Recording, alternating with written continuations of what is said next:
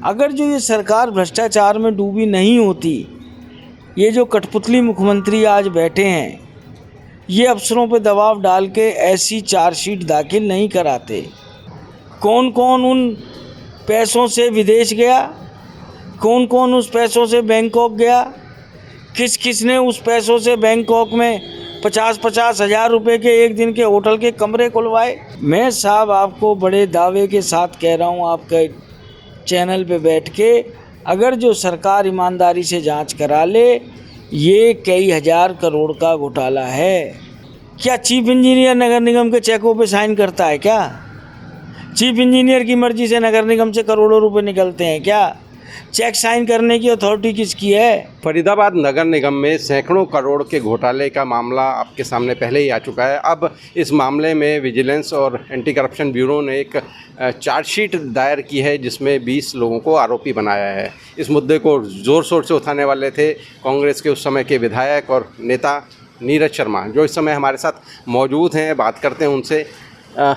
विधायक जी, पहली प्रतिक्रिया इस चार्जशीट पर। नमस्कार जी। देखिए, बड़ा दुख हुआ मुझे। ऐसी उम्मीद नहीं थी सरकार से कि ये भ्रष्टाचार का इतना नंगा नाच नचाएंगे। माननीय अदालत का जो भी निर्णय आए, जनता की अदालत ने एक चीज़ तो सिद्ध कर दी कि ये सरकार अकंठ रूप से भ्रष्टाचार में डूबी हुई है। अगर जो ये सरकार भ्रष्टाचार में डूबी नहीं होती, ये जो कठपुतली मुख्यमंत्री आज बैठे हैं, ये अफसरों पे दबाव डाल के ऐसी चार्जशीट दाखिल नहीं कराते। आपको भी इतने साल हो गए फरीदाबाद में रहते हुए। आप मुझे एक चीज़ बताइए,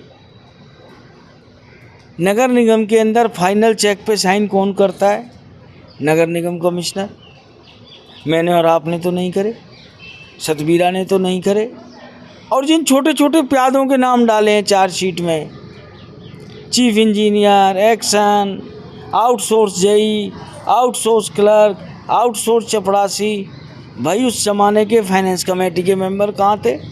जो नगर निगम में मोटे बिल पे होते हैं, फाइनेंस कमेटी बैठती है, वो लोग कहाँ गए जिनकी फाइलों में ये कागज़ लगे हुए हैं कि जिन्होंने सतबीरा के पैसों से हवाई जहाज़ की यात्राएं करी हैं बिजनेस क्लास के अंदर?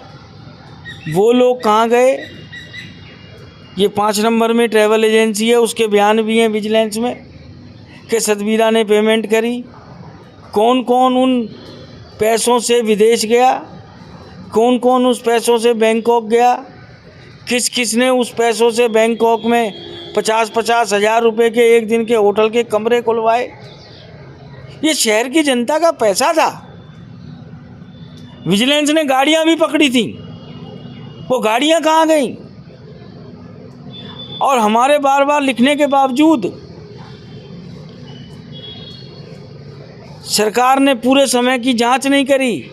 बाद में जांच खोली। जांच खोलने के बाद मुख्य सचिव कार्यालय ने सरकार से परमिशन मांगी कि हमें आईएएस अफसरों के खिलाफ भी जांच करनी है। अगर जो वो आईएएस अफसर निर्दोष थे, तो उन आईएएस अफसरों ने माननीय अदालत से स्टे क्यों लिया? क्यों नौकरी छोड़ना चाह रहे थे? ये तो बिल्कुल वाली बात है कि तुम हमें पंथ कहो, हम तुम्हें निराला। और ये आपस में मिलके ऐसा रटगट कर दिया है कि बिल्कुल केस का सत्यानाश कर दिया है। और आप कह रहे थे कई 100 करोड़ का घोटाला।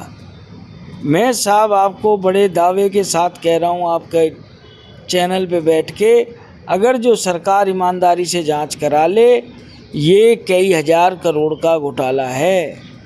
और इसीलिए मैं बार बार विधानसभा में कहता था, इसकी सीबीआई से जांच होनी चाहिए, इसकी ईडी से जांच होनी चाहिए, क्योंकि विदेशी मुद्रा का लेन देन है। जो बैंकॉक गया है वो विदेशी पैसा भी लेके गया होगा, वो पैसा भी सतबीरा नहीं दिया होगा खर्च करने के लिए। पर नहीं, क्योंकि बात आईएएस अधिकारियों की, स्टेट सिविल सर्विस अधिकारियों की नहीं है। इस सरकार के बड़े बड़े नेता और मंत्री इसके अंदर लिप्त हैं, जिनको बचाने के लिए सरकार ने ये चार्जशीट दाखिल करी। और हमें बहुत धक्का लगा कि जो जनता खून पसीने की कमाई टैक्स के रूप में इस नगर निगम को देती है, इस सरकार को देती है, उस पैसे को इन्होंने भ्रष्टाचार की भेंट चढ़ा दी। अच्छा, इस घोटाले का जो अनुमानित कीमत आप ही कहते थे 200 करोड़ से ज़्यादा का घोटाला है, और ये जो मामले में चार्जशीट हुई है सिर्फ 2.25 करोड़ के रुपए की मामला है ये पूरा। देखिए, उस 200 करोड़ के घोटाले में वैसे तो इनको एक ही FIR दर्ज करनी चाहिए थी। इन्होंने उसको मारने के लिए, उस घोटाले की जांच निकालने के लिए, उसका अंश निकालने के लिए कई FIR दर्ज करी हैं, उसमें से ये 2.25 करोड़ की हुआ है। मेरा सिर्फ एक ही प्रश्न है, क्या विजिलेंस के अधिकारियों को नहीं पता? क्या सरकार को नहीं पता? क्या चीफ इंजीनियर नगर निगम के चेकों पे साइन करता है क्या? चीफ इंजीनियर की मर्जी से नगर निगम से करोड़ों रुपए निकलते हैं क्या? चेक साइन करने की अथॉरिटी किसकी है? बैंक के अंदर साइन ना आपके चलते, ना मेरे चलते, ना चीफ इंजीनियर के चलते। जिस अधिकारी ने उस चेक पे साइन करे उसने क्या चेकिंग करी है? फिर वही बात है, क्योंकि इस घोटाले में सरकार खुद शामिल थी, सरकार के विधायक, मंत्री, सरकार के समर्थक नेता सारे जुड़े हुए थे। उस सारे कॉकस ने मिलके अपनी जान छुड़ाई है। आपका ये कहना है कि CBI जांच सिर्फ इसलिए नहीं हुई क्योंकि वहाँ शायद इंडिपेंडेंट जांच हो जाती?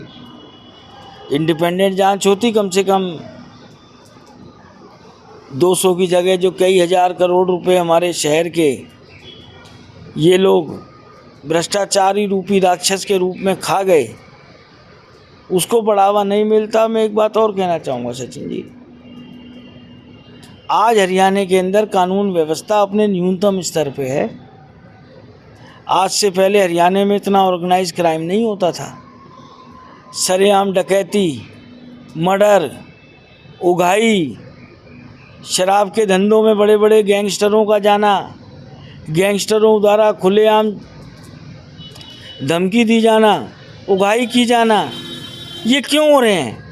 क्योंकि ये सरकार दोषियों को पकड़ने की बजाय दोषियों को शरण देने में ज़्यादा विश्वास रखती है।